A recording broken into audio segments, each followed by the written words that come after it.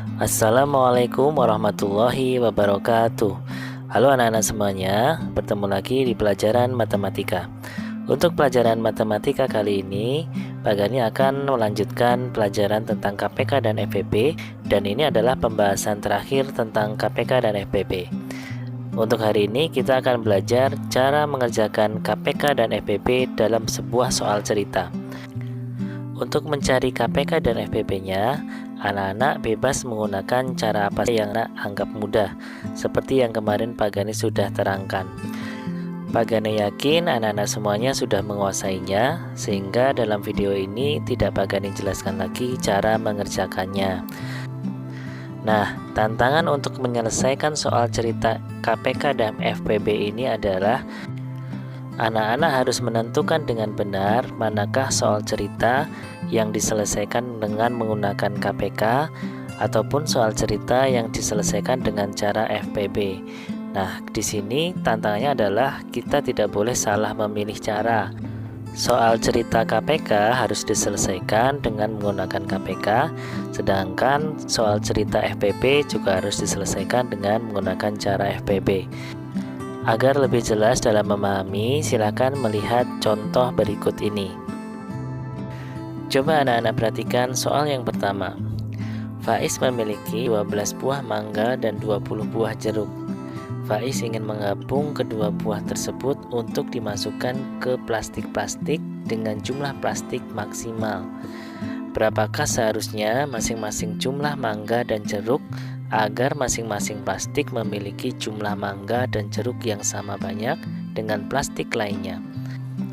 Nah, anak-anak semuanya, soal yang nomor 1 ini adalah soal tentang membagi dua buah bilangan, yaitu 12 buah mangga dan 20 buah jeruk, yang mana 12 buah mangga dan 20 buah jeruk itu akan ditempatkan dalam beberapa plastik. Di sini syaratnya adalah masing-masing plastik nantinya harus memiliki jumlah buah mangga dan buah jeruk yang sama. Misalkan dalam plastik 1 jumlah buah mangganya 2, buah jeruknya 3. Maka di plastik yang berikutnya atau plastik yang lainnya pun juga harus sama. Buah mangganya ada 2 dan buah jeruknya ada 3. Nah, jadi ini pembagiannya tidak boleh dilakukan dengan cara asal-asalan. Misalkan begini, Pak Gani akan membagi menjadi 12 plastik.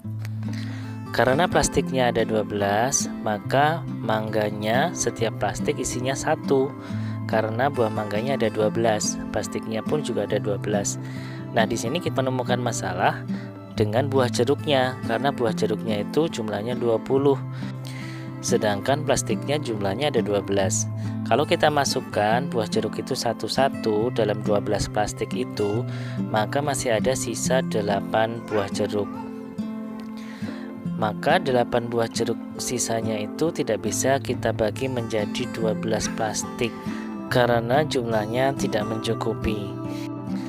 Nah, anak-anak, itu adalah contoh kalau kita menentukan jumlah plastiknya secara asal-asalan. Lalu bagaimana caranya kita menentukan jumlah plastik yang pas sehingga bisa membagi jumlah mangga, yaitu 12 mangga dan 20 jeruk itu, sehingga menghasilkan satu plastik itu isinya sama semuanya. Cara menemukan angkanya kita menggunakan cara, yaitu cara FPP. Kita akan mencari FPP dari 12 dan 20. Dengan cara yang seperti kemarin, kita akan mendapatkan FPP dari 12 dan 20 adalah sebagai berikut.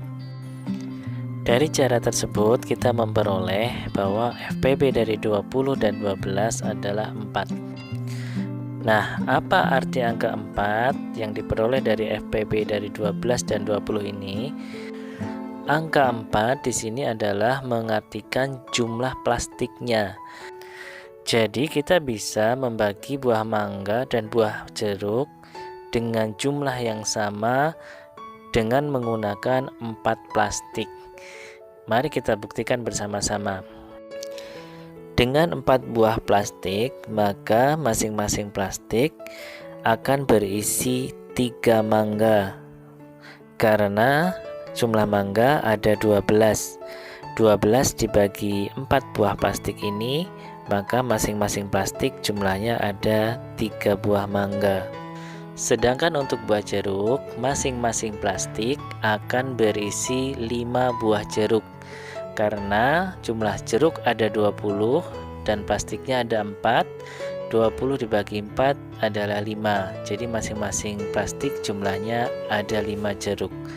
Nah, anak-anak semuanya, di sini kita bisa lihat masing-masing plastik itu sudah berisi jumlah mangga dan jeruk yang sama. Plastik yang pertama jumlah mangganya 3, jumlah jeruknya 5. Plastik yang kedua jumlah mangganya pun juga ada 3 dan jumlah jeruknya ada 5. Sampai dengan plastik yang keempat pun jumlahnya juga sama.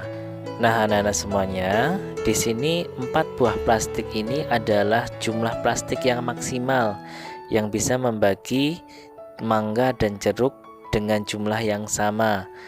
Jadi misalkan kita mau menambah plastiknya menjadi 5 plastik, itu tidak akan bisa menghasilkan jumlah yang sama. Nah, begitulah anak-anak. Soal yang nomor 1 tadi itu diselesaikan dengan menggunakan cara FPB, sehingga soal yang ini jawabannya adalah 4 plastik. Nah, anak-anak semuanya, kalau anak-anak sudah memahami penjelasan Pak Gani tadi, Pak Gani ada sebuah trik atau cara untuk menentukan sebuah soal cerita ini akan diselesaikan dengan cara KPK atau cara FPB.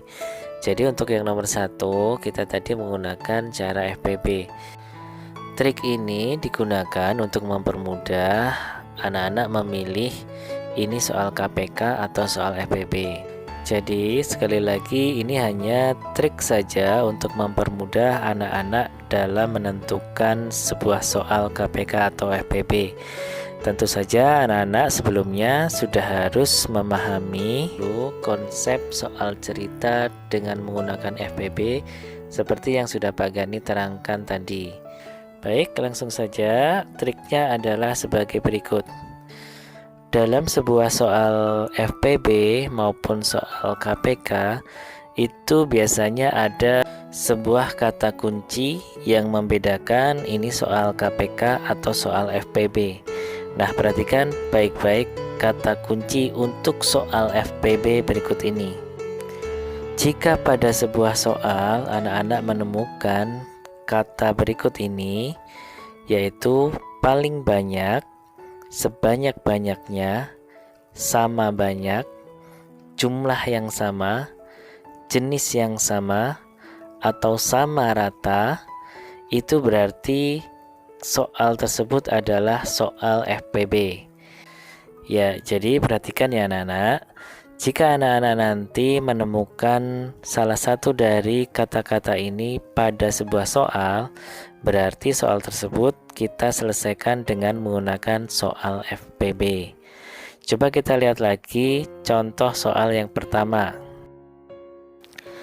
Kalau anak-anak perhatikan, pada soal yang pertama tadi kita kerjakan, di situ ada sebuah kata yaitu jumlah yang sama. Yang mana kata-kata jumlah yang sama ini adalah kata kunci dari soal FPB.